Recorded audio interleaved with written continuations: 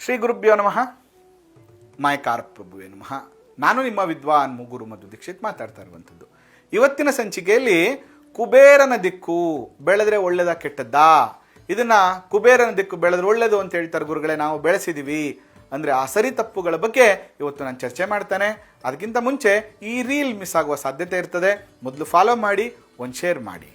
ನೋಡಿ, ಸಾಮಾನ್ಯವಾಗಿ ಒಂದು ವಾಸ್ತು ಅಂತ ಬಂದಾಗ ದಿಕ್ಕುಗಳ ಪರಿಜ್ಞಾನ ಇರಬೇಕು. ತುಂಬ ಜನ ಏನು ಮಾಡಿಬಿಡ್ತಾರೆ ಅಂದರೆ, ನೋಡಿ ಇದು ಸೈಟು, ಈ ನಿವೇಶನದಲ್ಲಿ ನೈಋತ್ಯ ಬೆಳೆದಿದೆ ನೋಡಿ, ಇದು ನೈಋತ್ಯ, ಇದನ್ನು ನಾವು ನಿವೃತ್ತಿ ದಿಕ್ಕು ಅಂತ ಕರಿತೀವಿ. ತುಂಬ ಜನ ಇದನ್ನು ಕುಬೇರನ ದಿಕ್ಕು ಅಂತ ಕರೀತಾರೆ. It is wrong. ಇದು ಕುಬೇರನ ದಿಕ್ಕಲ್ಲ, ಕುಬೇರನ ದಿಕ್ಕು ಬಂದು ಉತ್ತರ. ಹಾಗಾದರೆ ಈ ನೈಋತ್ಯವನ್ನು ನೀವು ಕುಬೇರನ ಮೂಲೆ ಅಂತ ಏನಾದರೂ ಬೆಳೆಸಿದ್ರೆ ನಿಮ್ಮ ಕತೆ ಅಲ್ಲಿಗೆ ಮುಗೀತು. ಯಾವುದೇ ಕಾರಣಕ್ಕೂ ನೀವು ಪ್ರೋಗ್ರೆಸಿವ್ ಆಗಲ್ಲ. ಜೀವನದ ಅನೇಕ ಕಷ್ಟಗಳು, ದುಡ್ಡೊಂದೇ ಇಂಪಾರ್ಟೆಂಟ್ ಅಲ್ಲ, ಚರ್ಮ ಬಾಧೆ, ಸ್ಕಿನ್ ಪ್ರಾಬ್ಲಮ್, ಕಿಡ್ನಿ ಪ್ರಾಬ್ಲಮ್, ಮನೆ ಹಿರಿಯರಿಗೆ ಅಕಾಲಿಕ ಮರಣ ಅಥವಾ ಅವರು ಬೆಡ್ ರಿಡನ್ ಆಗುವಂಥದ್ದು, ಕಾಯಿಲೆಗಳು ಜಾಸ್ತಿ ಆಗುವಂಥದ್ದು, ಇದು ಗಂಡ ಹೆಂಡತಿ ಇರುವಂತಹ ದಿಕ್ಕು, ಸಂಬಂಧಗಳನ್ನು ಬೆಸೆಯುವಂಥ ದಿಕ್ಕು ಅಂತ ಕರಿತೀವಿ. ಆ ಸಂಬಂಧಗಳೆಲ್ಲ ಹಾಳಾಗುತ್ತೆ, ಗಂಡ ಹೆಂಡತಿಯರಲ್ಲಿ ವೈಮನಸ್ಸೆ ಆಗುತ್ತೆ, ನಿಮ್ಮಿಬ್ಬರ ನಡುವೆ ಇನ್ನೊಬ್ಬರು ಬರುವಂಥ ಸಾಧ್ಯತೆ ಕೂಡ ಇರುತ್ತೆ.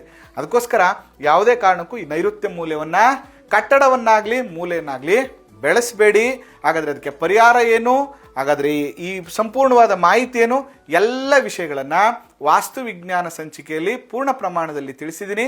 ಮಿಸ್ ಮಾಡದೆ ನೋಡಿ.